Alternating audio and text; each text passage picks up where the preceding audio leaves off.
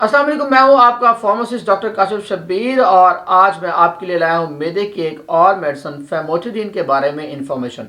Famotidine market में tablet की form में और सस्पेंशन की फॉर्म में दस्तियाब है। इसकी टैबलेट्स 20 mg और 40 mg जबकि इसका सस्पेंशन 10 mg पर 5 ml की कंपोजिशन में अवेलेबल है। फेमोटिडिन मार्केट में पेप्सिडिन के नाम से, अल्सिनिल के नाम से, फेमोड के नाम से, एसीकोन के नाम से, रेड्यूसिड के नाम से और मुख्तलिफ नामों से दस्तियाब है।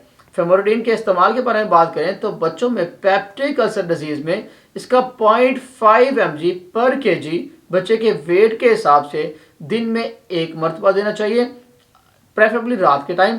अगर हम बात करें बच्चों में गैस्ट्रोइसोफेजियल रिफ्लक्स डिजीज में, तो अगर बच्चे की उम्र 3 महीने से कम है तो इसका 0.5 mg पर केजी मतलब मीन्स बच्चे का वेट देख के केजी पर केजी के हिसाब से दिन में एक मरतबा देना चाहिए। अगर बच्चे की एज 3 महीने से 12 महीने तक है तो इसका 0.5 mg पर केजी बच्चे के वेट के हिसाब से दिन में 2 मरतबा देना चाहिए। अगर बच्चे की उम्र 1 से 16 साल के दरमियान है तो इसका 1 mg पर केजी दिन में एक मरतबा या डिवाइडेड डोजिंग में दिया जा सकता है।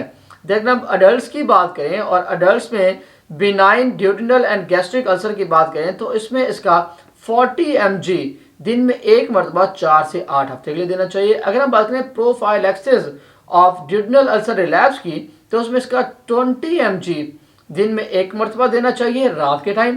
देन अगर हम बात करें जुलिंगर एलिसन सिंड्रोम की तो उसमें इसका 20 mg हर 6 घंटे के वक्फे से दिया जाना चाहिए, दे सकते हैं डिपेंडिंग अपॉन द सिविरिटी, और मैक्सिमम डोज हम 800 mg पर डे के हिसाब से दी जा सकती है जुलिंगर एलिसन सिंड्रोम को ट्रीट करने के लिए।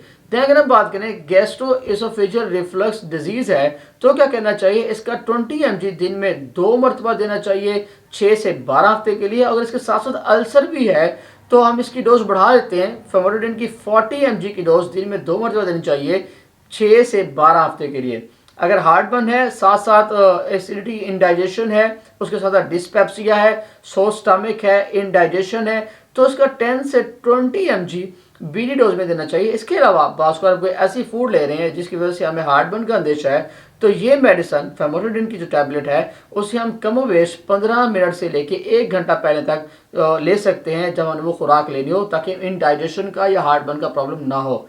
तो अगर हम इसके मुज़र असरात की बात करें तो इसके मुज़र असरात में सर दर्द हो सकता है, थकावट हो सकती है, डिजीनेस हो सकते हैं, चक्कर आ सकते हैं, कॉन्स्टिपेशन हो सकते हैं, स्किन पे रैशेज हो सकते हैं। देन प्रेगनेंसी की बात करें तो उसको प्रेगनेंसी में इस्तेमाल किया जा सकता है, सेफ़ है और अमूमन बहुत से डॉक्टर इसको रिकमेंड करते हैं। देन अगर हम लैक्टेशन की बात करें तो ऐसी माएँ जो अपने बच्चों को फीड कराती हैं उसे लेने से अवॉइड करें क्योंकि ये मिल्क से एक्सक्रीट हो रहा होता है। देन अगर हम बात करें इसके इंट्रोडक्शंस की, किन किन दवाइयों के साथ इसके इंट्रोडक्शन आ रहे होते हैं, तो कीटाकोनाजोल, इट्राकोनाजोल, इसके साथ साथ एंटासिड्स और सुक्रालफेट वगैरह के साथ इसके इंट्रोडक्शन आते हैं। लिहाजा एट द सेम टाइम जब आप ये सब मेडिसिन ले रहे हैं तो इसको अपने डॉक्टर के मशवरे बगैर इस्तेमाल हरगिज़ मत करें। देन अगर हम बात करें कि इसके बारे में क्या होता है कि जब हम इसकी थेरेपी ले रहे होते हैं, फेमोटिडिन ले रहे हैं, तो हमें स्पेशल क्या करना पड़ता है, उस ड्यूरेशन में स्मोकिंग और अल्कोहल इंटेक को मुकम्मल तौर पर छोड़ देना चाहिए। मज़ीद भी अगर आप इस मेडिसिन के बारे में कुछ जानना चाहते हैं तो कमेंट सेक्शन में अपने फार्मासिस्ट से पूछना मत भूलिए। शुक्रिया।